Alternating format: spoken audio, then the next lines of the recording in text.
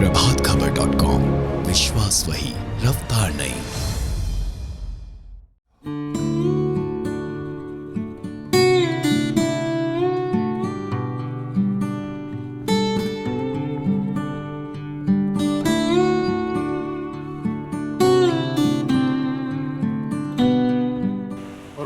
और लगदन सभी का स्वागत, सभी को जोहार फिर करता हूँ। और इस कार्यक्रम के बारे में बहुत संक्षेप में अपनी बातें कहूँगा, क्योंकि इसके बाद तो फिर मुझे बात करना है।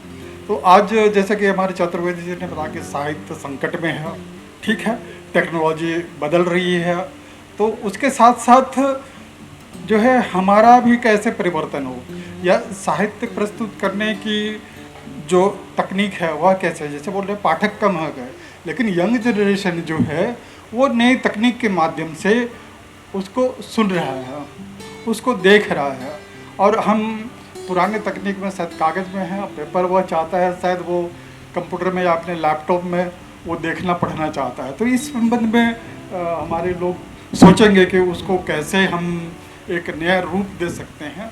और साहित्य जो मैं नहीं समझता हूँ कि साहित्य के पाठक कम हुए हैं, बल्कि मुझे लगता है कि अब बढ़े, किताबों की बिक्री जरूर कम हुई है। जो 5,000 या 1,000 छप रहे थे वो जरूर आज 300-500 के उनके प्रिंट हो रही है, लेकिन जहाँ तक उनकी पहुँच है वो अन्य माध्यमों से, चाहे कविताएं हों, जैसे आप सोशल मीडिया में देखेंगे तो आजकल एक कविताओं के कितने पाठक और श्रोता हैं, वो कितने पढ़े जा रहे हैं। एक कविता है वो 10,000 से अधिक लोगों के द्वारा भी पढ़ी सुनी जा रही है। और कोई भी कवि है या रचनाकार है वह बहुत जल्दी सामने आ जा रहा है। तो ये एक आधुनिक तकनीक का असर है, लेकिन अभी हमारे जैसे लोग जो हैं पुराने तकनीक में, जिनको कि किताब पढ़ना अच्छा लगता था, और आज के जो बबुआ लोग हैं, छोटे बच्चे लोग हैं, वो जब से पैदा हुए दोनों उंगली से ऐसे टाइप करते हैं। मैं देख के हैरान रह जाता हूँ कि ये दोनों इस तरह से ऐसे टाइप कर रहे हैं। तो ये जो है तकनीकी परिवर्तन और जो समाज में तरह तरह के जो प्रभाव पड़ रहे हैं, उससे उनकी सोच में और उनके गतिविधियों में, काम करने के तरीके में परिवर्तन आ रहा है। अब हम जैसे लेखक, कवि या दूसरे जो भी रचनाकार हैं, हमको सोचना पड़ेगा कि क्या हम सिर्फ किताबों के माध्यम से ही उनके पास पहुँचे या किसी अन्य माध्यम के साथ भी। टाटा स्टील और प्रभात खबर के सहयोग से ये एक लिटरेरी मीट आज से शुरू हुई है, और इसकी थीम है भाषा वही, परिभाषा नई। इसमें विभिन्न साहित्य और संस्कृति से जुड़े लोगों को आमंत्रित किया गया है। कई किताबों पर चर्चा होगी, कुछ लोगों से जुड़े हुए, आदिवासी साहित्य से जुड़े हुए उनके विषय, जल जंगल ज़मीन के विषय, उन पर चर्चा होगी, उन पर विमर्श होगा, ताकि समाज को एक राह मिल सके। ये आयोजन इसलिए भी महत्वपूर्ण है कि कोरोना के बाद 2 वर्षों बाद किसी तरह का देश में पहला इस तरह का आयोजन संभव हो पाया है। इस दौरान नहीं तो ज़्यादातर ऑनलाइन ही आयोजन होते रहे। तो एक सब लोग रूबरू हैं और विभिन्न जगहों से लोग यहाँ पर आ रहे हैं, अपनी किताबों का विमोचन होगा और एक विमर्श होगा। मुझे लगता है इससे झारखंड में साहित्य संस्कृति को बढ़ावा मिलेगा।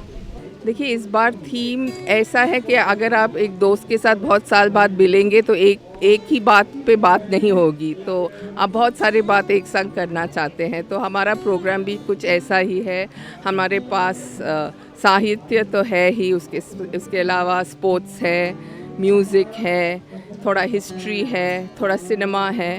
तो बहुत सारी चीज़ों का मिश्रण है इस साल का साहित्य उत्सव।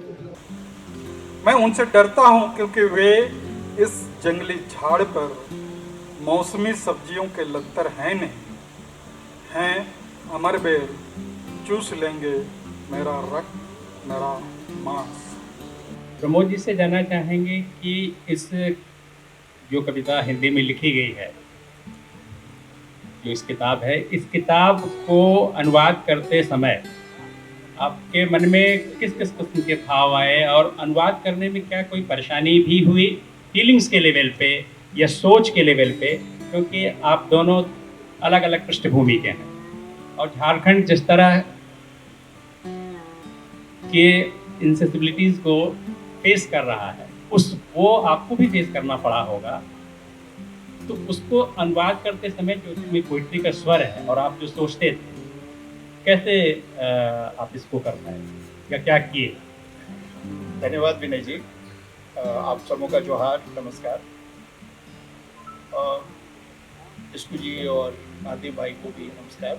मैं सबसे पहले तो आपको विनय जी ये बताऊं कि इसको एक बड़े परिप्रेक्ष्य में देखिए।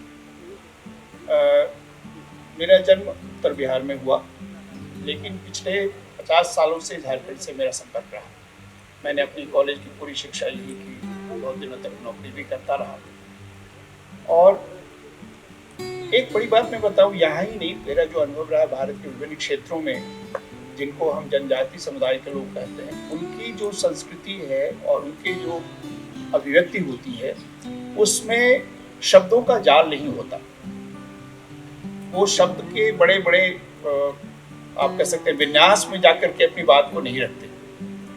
उसमें सबसे ज़्यादा महत्व होता है उनके सारे प्रतीक और बिंब भी वो प्रकृति के माध्यम से होते हैं, और वो बिंब ही उनकी अभिव्यक्ति है, उनकी भाषा है, उनकी भावना है।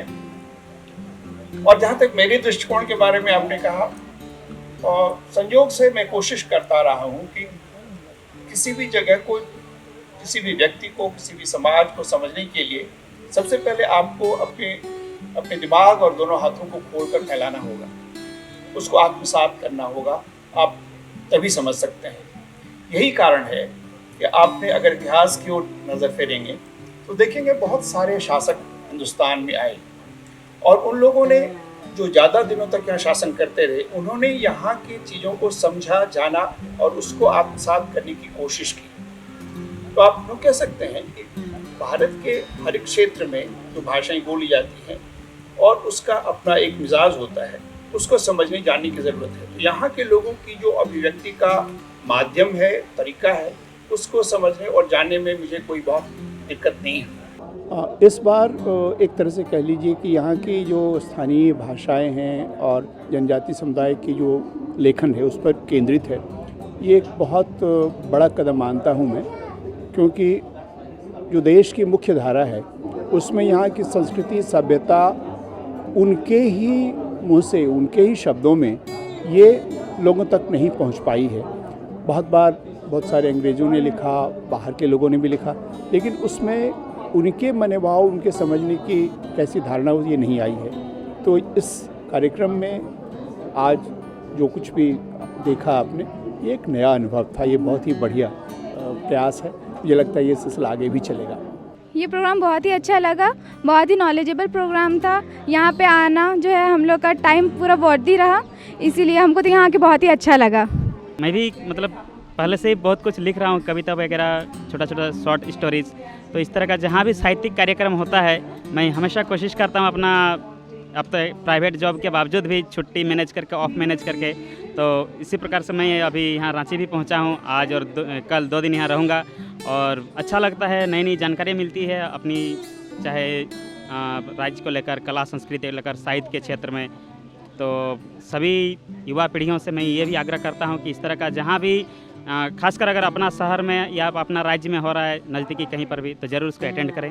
हम लोग यहाँ आए थे कॉलेज से, तो पहले तो लगा कि क्या मतलब कुछ समझ नहीं आया, बट इंटरेस्टिंग होता गया। बहुत अच्छा लगा प्रोग्राम अटेंड करना, स्पेशली जब हम लोग यहाँ पहुँचे तो फिर कुछ टाइम के बाद luckily we have attended stand up comedy show, तो बहुत मज़ा आया। We really enjoyed it well और बहुत अच्छा टाइम गया।